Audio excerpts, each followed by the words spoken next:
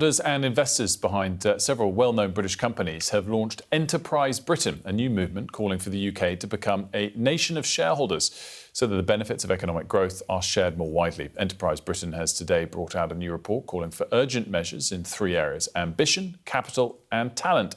Let's speak to the co-chairs of the advisory board of Enterprise Britain, Stephen Fitzpatrick, the founder of OVO, amongst other things, and Brent Hoberman, the founder of lastminute.com, the Founders Forum, amongst other things. Very good morning to you both. Thanks so much for joining us. Good morning. Brent, the first kind of thing on this, reading the report, reading some of the thought process, is a mindset change, I think I'm right in saying. That ambition is something to be celebrated.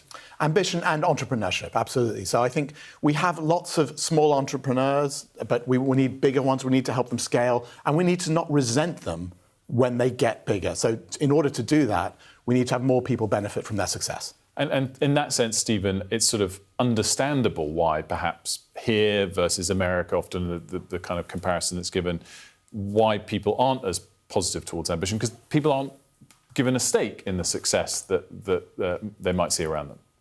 I think we read a lot about very successful US companies, and I think they've created an environment where there's real popular support for policies that encourages businesses to grow. And it's no surprise that in the US they have the widest popular shareholding, and 1 in 3 Americans own shares directly in the stock market. In the UK, only 8% of household wealth is invested in equities. And so it's no surprise that the government find it hard to pass legislation or to run policies that help businesses to grow, because they're just not that popular. And we really believe that entrepreneurs and scale-up businesses really drive economic growth. They drive prosperity for the whole country. If we want to see global champions emerge from the UK, we're going to have policies that support that, and we're going to need to see more popular support for those policies. Brent, do you think that this is something that Rachel Reeves or Peter Kyle or the Prime Minister kind of agree with? Because there's been some policies that have come out, they're kind of not the biggest policies when we had the budget, but they're in the fine print, that are trying to encourage a bit more stakeholding, as it were. Yeah, I certainly think the Chancellor is listening. I think, obviously, there are some smart people in government who recognise we need more businesses to succeed. What we want to do is give them permission, by making it more popular, to go faster. So we want more entrepreneurs to step up, to call for more action. So that's what this is about, more pace and, bluntly, more risk. The world is moving so fast, we can't be that cautious. And also to hold the flag, to be able to boulder and say, we need the world's best talent to come here and want to start businesses here. More than 1 in 2 unicorn founders in the UK came as immigrants. Stephen, I've seen you talk about this before, that we do have some very good founders here. A lot of great companies get started, but we then sort of fail at the scaling stage when they go from being worth 1 or 2 billion to 100 billion. Is that fair? I mean, even getting to 1 or 2 billion, I would say that that's a really successful company. To be successful on a global stage, yeah, you're talking about that next level up. We are great. We've got a great culture of entrepreneurship in the UK. I think most people embrace small companies and small business. They champion the underdog. There's something happens as companies get larger. They tend to lose popular trust or public trust. And one of the things that we want to see is that, as Brent said, real encouragement of ambition. We want to talk about how we attract more talent, keep more of our great young talent here in the UK. Businesses need more capital to grow. They need more talent to grow.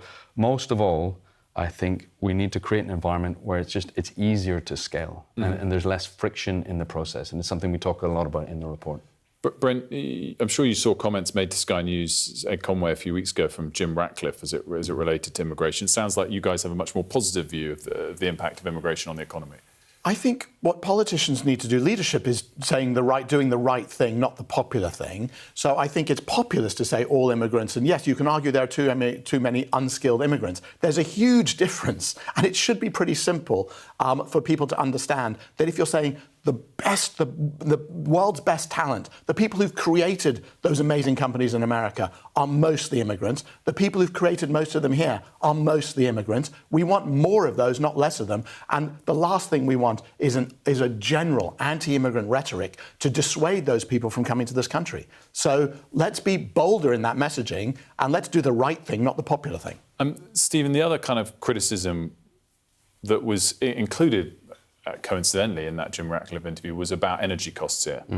Is that a big hindrance to success for the UK economy in more of the short term, the immediate term? I think energy costs are something that affect all businesses, but not all businesses equally. For energy-intensive businesses like INEOS, it's a huge problem.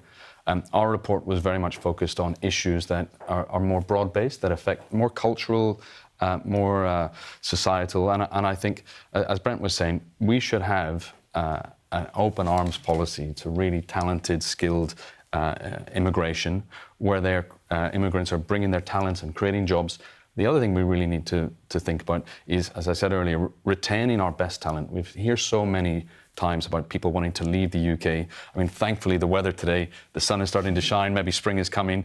But we need to do everything we can to retain the talent that we have, as well as attract new talent. And certainly, the whole premise behind Enterprise Britain, the report, the advisory board, and the community of entrepreneurs and business leaders behind, it's a group of entrepreneurs, business leaders that are committed to the UK, that we are saying, we are not leaving, we are staying here to build a better future in Britain.